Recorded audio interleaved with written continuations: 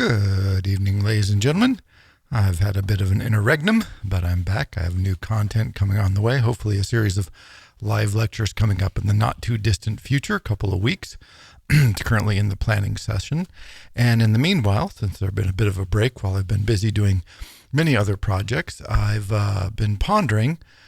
I keep getting questions online, and there's through email and whatnot, and there's a lot of great questions. And I've always thought, wow, it would be great to be able to answer these in a fuller version more publicly and to share some of the great ideas that people have been sending me or issues that people have been raising. And then I thought, why don't I do just sort of like a frequently asked question sort of approach to some of these, and you would think it would be obvious for someone who does YouTube content that I would think of doing that, but I'm very slow on the uptake, and it just finally thought, why don't I just respond to this, some of these in a lecture, or sort of a, I guess, conversation. This won't be all that lecture-y, sort of maybe in a ramble. How about that? But the first one, and probably the most common one I get, and I really do like this question, and it's tricky to answer, so that's why I thought a full meditation upon this question might be helpful to people. At least I hope it's helpful to people.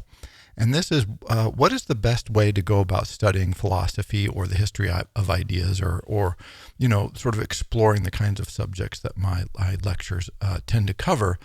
And, there's no single correct way, but I think often this comes from adult learners, people who have maybe already gone to college, who've never had the opportunity to go to college, but for various reasons have been inspired to study, or they've just always wanted to study these subjects.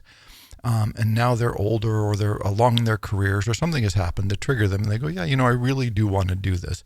How do I go about doing that? And often people ask me about colleges, or they talk about having had unfortunate experiences or unsatisfactory experiences with either trying to go back to school or when they were in school, and trying to study these subjects. And so I thought I would give sort of an overview of possible approaches and ways to think about this, and sort of give both a critique of and defense of colleges, and why often they're unsatisfactory for these sorts of issues, but also why they can be quite great, and how one can maybe fill that void later in life if one isn't actually going to go back to school, which I think is also fine.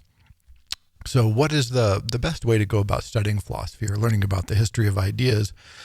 And I'd say, there is, of course, no particular one best way, because different people are highly variable. This is one of the first things I learned when I started teaching at the college, was that different students really do have profoundly different learning styles and approaches to what appeals to them and what they find interesting and how they want to express themselves.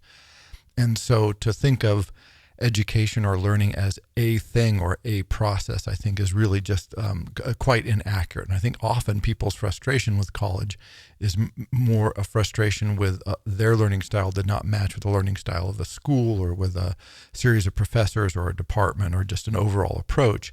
And if they had been in a different school with different professors, or at a different time, they would have been very much happier. Just not the subject wasn't the problem, but just the approach. So, first, I would say it's never too late, right? Like, this is the subject. People think, I'm getting a later start, or I didn't study when I was younger. And I'm like, look, almost no one has ever studied this material. If you read one book of philosophy, you have read vastly more philosophy than the vast majority of people. So you're already way ahead of the curve. And two, I've spent obviously an absurd amount of time studying this, and the more I study, the less I feel like I know, and the more expansive the field seems to be. So don't feel like, oh my gosh, it's so huge, and if I start late, I won't be able to cover anything, because even if you start early, what you feel like is that you're not going to cover anything, because it just seems increasingly vast. Particularly when I think about whole vast reservoirs of philosophy that have never been translated into languages that I have access to. And so I'm just like, well, I've got plenty of other to read. Like, it's not like I've run out of stuff to study, but I look over there and I go, wow, that's a complete pile of inaccessible material. I wonder what's in there. And so, the time, space, language, there's just so many not barriers, but so many mountains that can be climbed, that just because you can't climb them all, don't worry, because no one can, right? They're not all climbable. It's never going to happen. So just climb the ones that you can find and that appeal to you, I would say. So that's number one. Don't worry about that part of it. So two, I would think there's a number of ways to approach this. And I would say start with, what is it that's appealing to you? And I sort of made a quick list of different things. I'm sure this is probably incomplete in many ways, but just a few thoughts that I had is, there might be a particular area of philosophy that you're interested in. It might be, ethics or aesthetics or political philosophy or mathematical philosophy, like the philosophy of logic and mathematics. And so you can approach mathematics you can approach mathematics this way as well, but you can approach philosophy by going, I'm really like, what are these crazy Marxist people talking about anyway? Or what is deconstruction about? Like, what is all these post-structuralist people up to? Or, what is this political philosophy, material? Where does this idea come from? So you can come at it from an area. You can just be interested in sort of this region of philosophy and explore that way. And I think that's a great way to approach it, because you'll find that there's books that are organized this way. There's online material that's organized this way, and it kind of gives you a structure to start in, because most of these schools have histories, and so you can approach it within the context. So that's one way. Another way, and one, obviously from my lectures, people will recognize, is I do really like going from particular thinkers. So I find certain thinkers particularly engaging, amenable to me.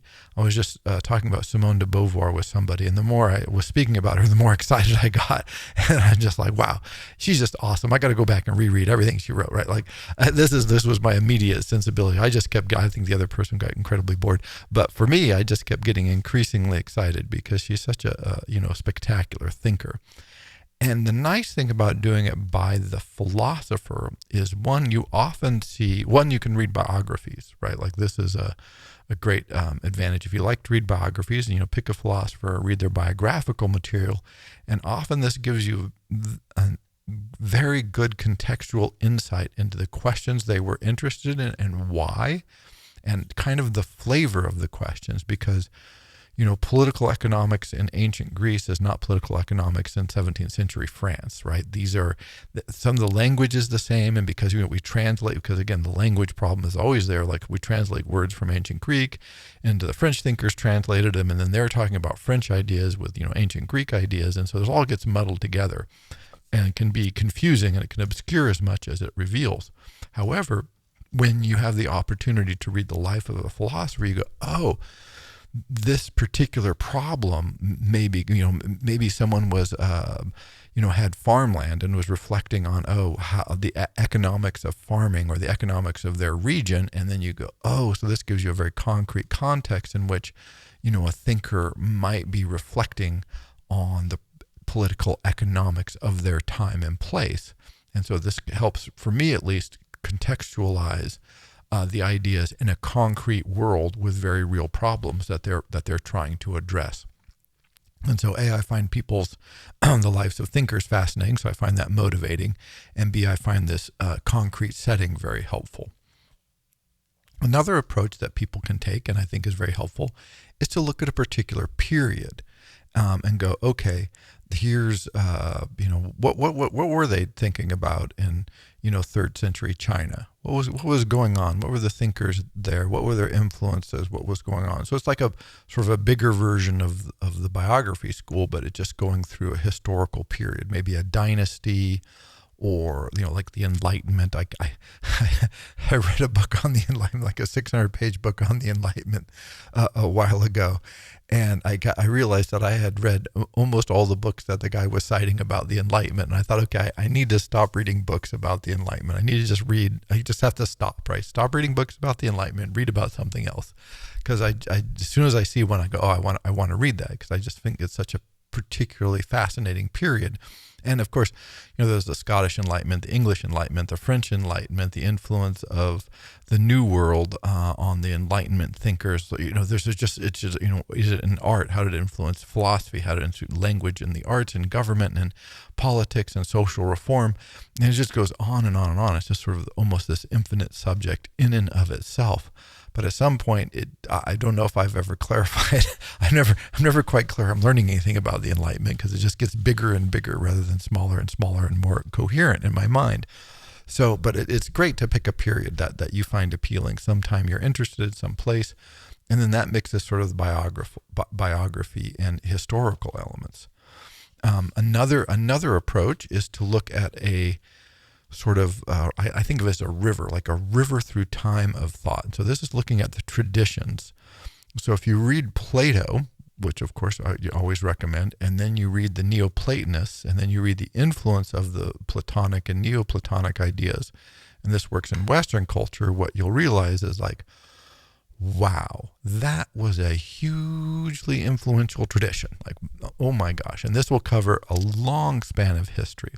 The same thing will happen if you look at something like the Confucius tradition in China, where you can see that there's been a whole series of innovations, rediscoveries, rewritings, and so the Confucian tradition, people are like, oh, there's Confucius, which is true, and it's a great place to start.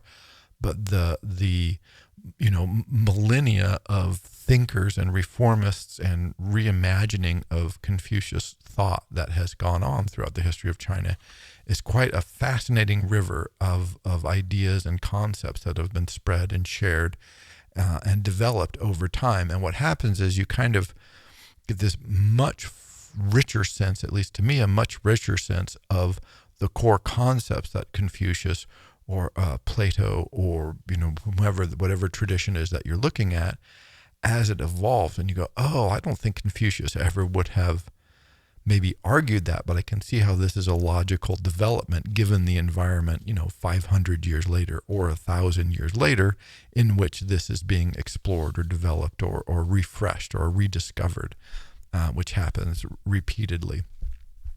And so that's just like by looking at the traditions, and this gives you, particularly if you're interested in, long arcs of history or long cultural traditions, this is a great way, because then you get to just inadvertently read a whole bunch of great history, find out about all these interesting and vast civilizations while following that one sort of organizing thread of a philosophical tradition or idea. So by the way, China is great for that just because it's been a coherent civilization for so long that you can really track out these influences over, extraordinary periods of time.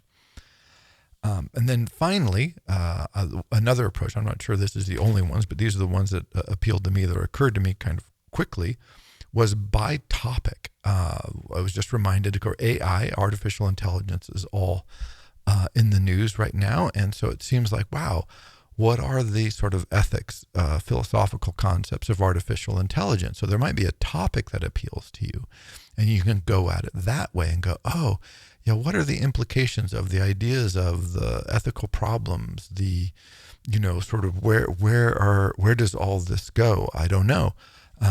You can think about this, and there's, the topics are infinite justice, right? Like, okay, there's a good topic, or, what are thinkers on poverty? What were the ideas of equality? What sort of concepts are around, liberty or human rights or beauty, right? So you can just pick a topic and go, this is something I'm interested in. Biomedical ethics, like, holy shit, that is like this. Talk about an increasingly interesting and challenging and subtle field of inquiry. Like all of this, I had the very pleasant, about almost exactly a year ago. I had a long debate with is mathematics discovered or created, which was just a fascinating, argument that you can have and explore this whole area of, what does it mean for mathematics to be discovered? What does it mean for it to be created? How do these ideas interact with each other? Can you even make this into a valid, meaningful distinction?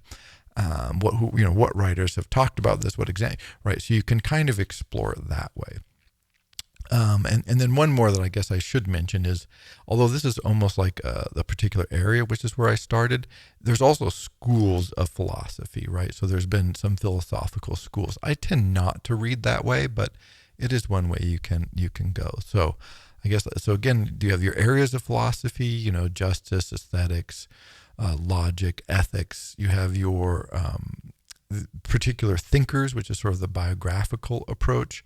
You have the period approach, like what was going on, like there's 8 thinkers here or 6 thinkers or a whole group of people working in a particular area at a particular time.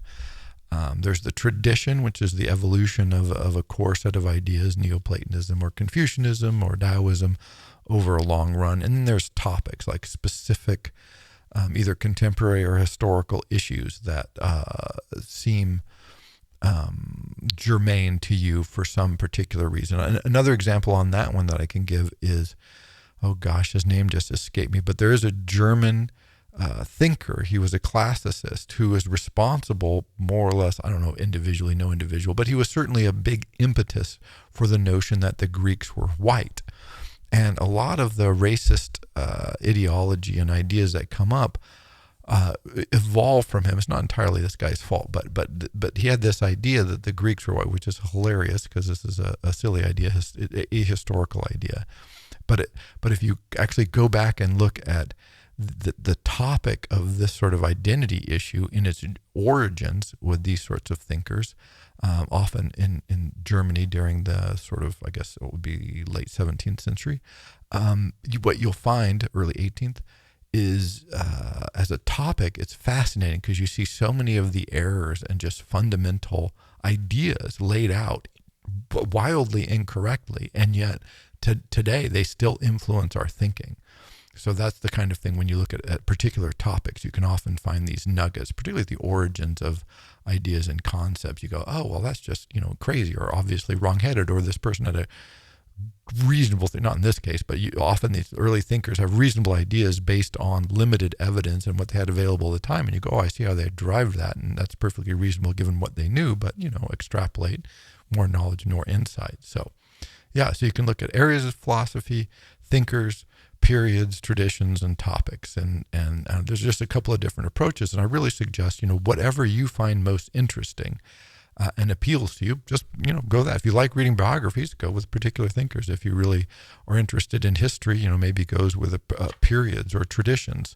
If you find particular topics that you really find those fascinating, and maybe topical things that are in the news, like, hey, go by topic, like just go deep on one of these questions, because there's lots of them out there. As you do this, though, I can make some suggestions. One, I'm a hopeless reader, but I do think this reading is a big aid. You don't have to read a lot. I think this is I read too much probably, but it's not the mass of reading, it's the care of reading. So reading a short bit carefully is vastly more valuable than reading a big bunch of material quickly, right? There's a short book on the incompleteness theorem, Gödel's incompleteness theorem, and I can't remember the name of the author at the moment, and it's not very long. I want to say it's maybe 80 or 90 pages. Maybe it's a little longer, but it's just because of the way they printed it. It really is got quite like short, brief work. But boy, does it take a long time to read, because the author, it's a woman, I can't remember her name. She did a wonderful job of exploring all kinds of philosophical ideas that informed and explored the basics that underwrote Gödel's theory of incompleteness and why he arrived at it and what he thought it meant and how other people responded to what they thought his argument was. And it's the philosophical impact and implications as much as the mathematics. And boy, it's a pleasure to read, and it's very articulate, but it's not fast, right? At least for me, I needed to take a lot of time, and I've read it maybe 3 times now, and every time I just kind of vanishes from my mind. I go, I want to revisit that and go through her clearly articulated ideas again. So I wouldn't worry about speed. I would worry very much more about comprehension and retention.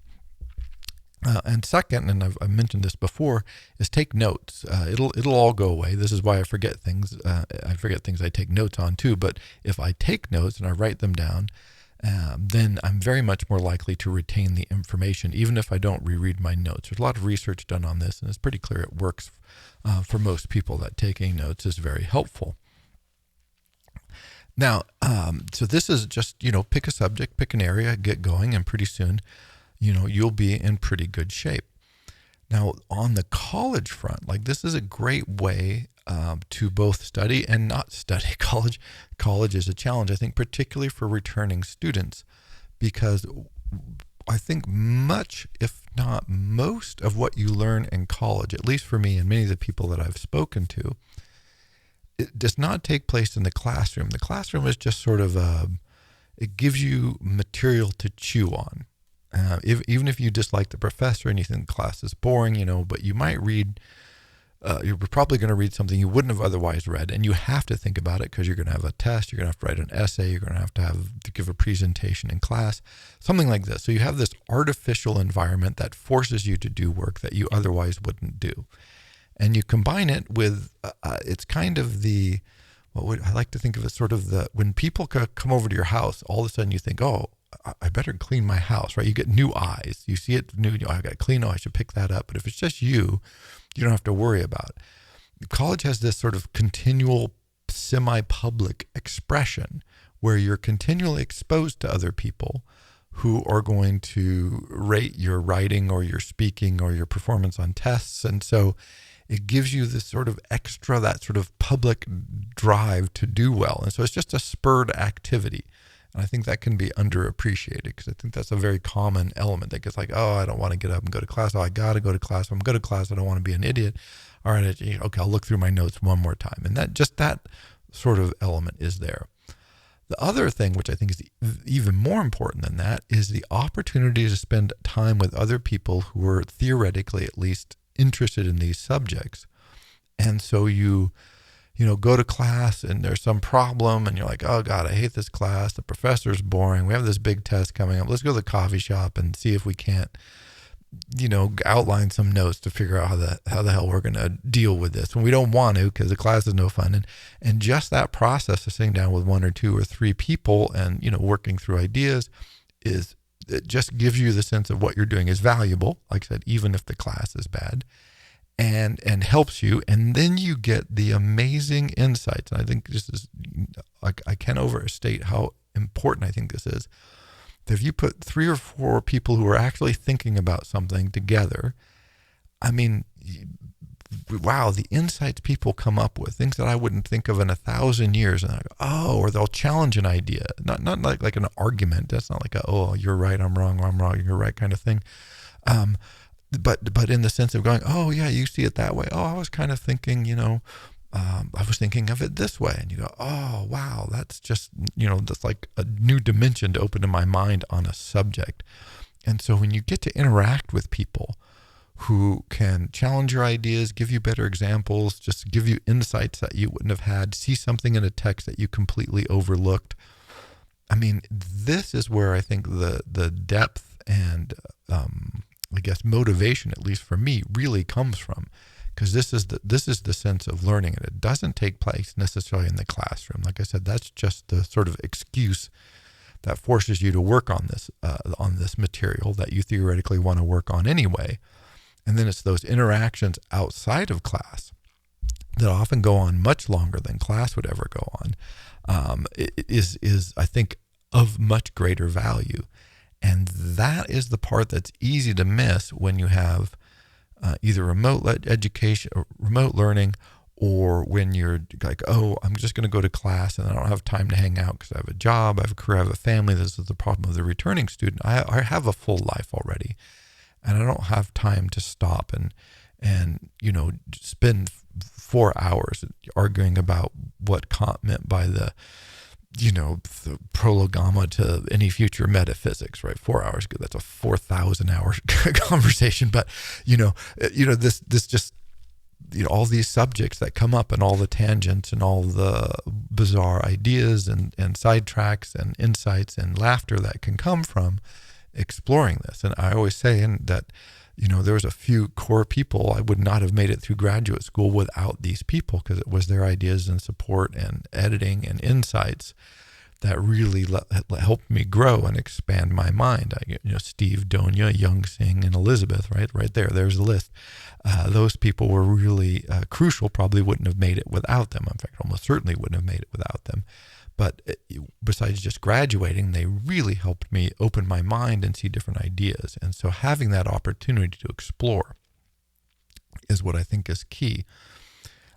So that's the good side of college. The downside of college, and again, particularly for returning students, is, college is trying to do something which is not necessarily about education per se. It might be, many professors are, but the structure of the institution itself is really dedicated to sort of, meeting state requirements and trying not to get their funding cut and looking good on administrative reviews and all these other things that really are not centrally focused on the ostensible purpose, which is education, learning, and the enjoyment of knowledge and expanding our minds. And so it's easy for someone, particularly, again, a returning student, but often many younger students who I've talked to who are just their first time, are going, the opportunities to learn seem to be interfered with by the college. And it's true. And it's often, this can be quite frustrating when there's arbitrary barriers or limits or things that aren't accessible that should be, or, we're just taking multiple choice tests because, professors don't want to grade essays, but it's just a stupid how do you add a multiple choice test on philosophy? I always think this is hilarious. I've seen them, they exist. But you're like, what? Like, really? Like A, B, C, or D? Come on now. You're just kidding me, right? No. So these sorts of issues, or my favorite one, which is one of the things I was frustrated with then and am very frustrated with now, even more as time goes by, I realize how wrong it was I had a philosophy class in which we tried to read the world as will and idea, or a world as will and imagination, depending on the translation, and Schopenhauer, and it's 500 pages of Schopenhauer. Good Lord, it's impenetrable. He's using the language in strange ways. The way he used language is German. The words he's using in German don't mean what they mean in German, right? He's using words in a very particular way, so we have to learn his vocabulary. It doesn't mean to be obscurant on purpose. He is trying to explore very clear ideas, but he didn't have the vocabulary, so he just sort of reuses. He makes up his own definitions for common words, which makes it easy to get wrong in his text. In any case, you need a lot of time to read this, and you need to be very careful. It takes a lot of reflection. And I think we had, it was like we read it in, a week and a half, and then there was a test on it. And so you're just trying to plow through this. It was just ridiculous. I mean, just truly ridiculous. Like, you cannot plow through that book. It's not plowable, throughable. And so you're just skimming to get some, ideas that you can reproduce in a short answer format on some timed test. And this is not helpful to anybody in any way. And so I don't know why people do this, but it's frustrating, not helpful.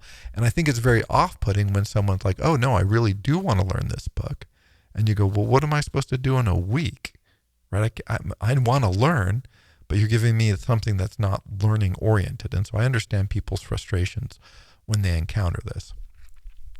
Which brings me to sort of, I think, really the core issue that people are struggling with, or maybe one of them, is this is definitely a minority pursuit, right? Like an interest in, thank you for listening to my lectures. I appreciate this, but let's be clear, right? These are generally not very few people are interested, which is fine. Like, I don't know people should be interested in whatever they're in, but I'm interested in philosophy, obviously, and these kinds of ideas. And if you are, that's great too.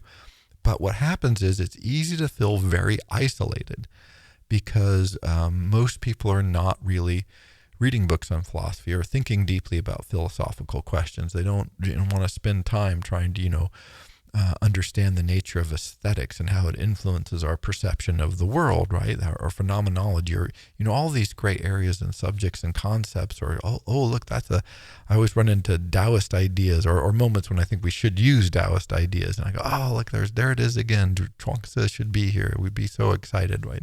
Here's a place where we could apply some Taoist principles. And I get excited about that, but let's face it, most people, most of the time, aren't. And I think as you get further away from academic environments where people at least feel an obligation to pretend like they're interested. I'm not sure how interested they are, but they at least feel obligated to pretend to have read a book. Then it's very easy to find yourself feeling just you do not have people to communicate with, which is back to the magic of being in the college environment. And I think this can be both frustrating and isolating and limiting, because I do not think for most people pursuing these kinds of things it's just very much harder and much less fun. And there's just so much more joy in it when you're pursuing with other people and have the opportunity to have your ideas sort of critiqued or reflected on or explored. That sort of mutuality and communal aspect of a shared passion. I think it's, nothing particularly revelatory there. And I think that is perhaps the most difficult element to address when trying to come to philosophy outside of the theoretically rarefied atmosphere of the college environment. Although even there, it's pretty small. I think I was looking at my graduate school where I went to school, Indiana University, great school. I forget. I think they have 45 or 50,000 students now. I mean, it was huge when I was there, and now it's even more hugely big. And the business school has, I looked up the numbers. I'm going to quote them incorrectly, but it is something like the business school has like 8,000 students, and they've combined philosophy with theology, which is both not inaccurate, but also quite hilarious. I think that there are so few people in philosophy and theology that after years of warfare, they've had to, sign a truce and team up to survive. And I think there were 30 undergrads and like 8 graduates. I mean, the numbers were just ridiculous. There was only a handful of undergraduate students. You could put them all in a single small lecture hall, no problem. Like, it wasn't going to be 50 students. It was going to be something like 30 or I don't think it was 40. I think it was like 26 or 32. The number was tiny. And so here's a school of 40 plus thousand students, theoretically dedicated to higher education and learning, and et cetera, et cetera. And the number of them that are actually pursuing philosophy as a degree full-time is vanishingly small. It's certainly less than 1% of the population of the student population, even at a school like that, even at a major research university with spectacular libraries and lots of opportunity to study these subjects. They even have a history, or they had, I wonder if they still do, they had a great history in philosophy of science department, one of the few in the country. Hopefully that's still around. So even there, this is still a pretty rarefied minority pursuit. And then when you get out in the quote unquote real world, a concept I've never quite understand what people mean by that, but that, and you come to it later, it is rough. It is less common for people to be involved and interested in and dedicated to these kinds of concepts as a hobby, as a way of changing your life, as a way of enlightening, as a way of pursuing, joy and interest and being encouraged and to pursue these. And so I think that's the real challenge. And so if I could recommend one thing above all else is if you can find a few people somewhere, a few, sort of misfit toys wandering around out there in the world, and you go, oh, like this person, these people, they seem to be genuinely interested in these concepts. That, I think, is probably the thing that will make it easiest and most sustainable and most rewarding. But again, I recognize that it is a challenge. So I don't know if that is an answer, but that is an exploration of the concept of how does one go about learning this, particularly if one comes later, but even just if one is starting out to study these concepts. I would say, pick the approach that works for you, that you like. Find a philosopher or a question or an area that you're interested in and pursue it. And if possible, find a community or 1 or 2 or 3 people who at least share a vague sensibility of this. And, they'll help encourage you and inspire you to learn and to study. And if you listened this long into the lecture, I thank you.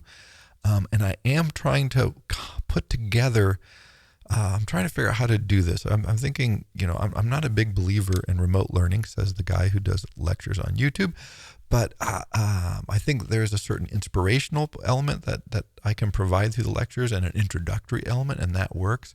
But I'm trying to come up if there's a way to help people by, like, maybe reading essays, or doing live classes, or creating a community where people, like, I don't have to participate, where people can come together and share ideas with each other and sort of foster this. Because I really do think there is this, that is a core element that we miss, and that really keeps people from flourishing when they come to philosophy. Because if you feel isolated, if you feel alone, it's much harder. And like I said, it's just a lot less fun. It's very much more fun to do it with people, and to communicate with people, and to get feedback, and to be encouraged, and to gain clarity. So I am pondering that. Let me know if anybody you can leave a comment, I guess, and if you think this is an interesting potential, because I've been thinking about this quite a bit. So there may be more to come on that, but I haven't really come up with a clear answer, but I am pondering it, because again, this is a question that comes up so often. And finally, I'll talk real quickly about some online resources that you might find helpful. One I can highly recommend is the Stanford Encyclopedia of Philosophy. It's really a remarkably well documented. It's very powerful, very, very great. The bonus is there's just a lot there, and it's great. The downside is it's written at a very high level, like I guess at pretty much the highest level, and so it can be off-putting for someone who doesn't have a lot. It can be off-putting for someone who does have a lot of background, like me, when I wander into a subject that I don't have that much background, and I go to the Stanford Encyclopedia and I go, wow, this is just like completely baffling, right? Like, I'm just overwhelmed here. So it is written at this incredibly high level. But what I find great about it is if I read a biography of someone, and then I think about it, and I take some notes, and I read some of their works, and I have some ideas, then I like to go to the Stanford Encyclopedia of Philosophy and see if I'm completely off track, and if I've just missed everything, or if I'm like, oh no, I'm okay. They seem to be, at least some people support this idea, or at least don't think I'm completely crazy, or I need to correct some ideas, like, oh, I got that wrong, or whatever. So I do find it as a helpful check for myself. And the other thing is there are some, obviously some good YouTube content out there, but finally I will say there is never any substitute for reading the actual works of the actual philosophers, read their originals. I always say this, but man, it's true. Every time I go back, I love to read biographies, I love to read excerpts, but then when I sit down and go and read the actual, The Wealth of Nations, I just read that not too long ago, then I'm just like, there's so much there that you don't expect. The tone is often quite telling, like just the tone of the person's mind that you get in the writing. And they just tend to be somewhat stranger than the, sanitized, narrow, framed version that we get when we get, précis or overviews or introductions.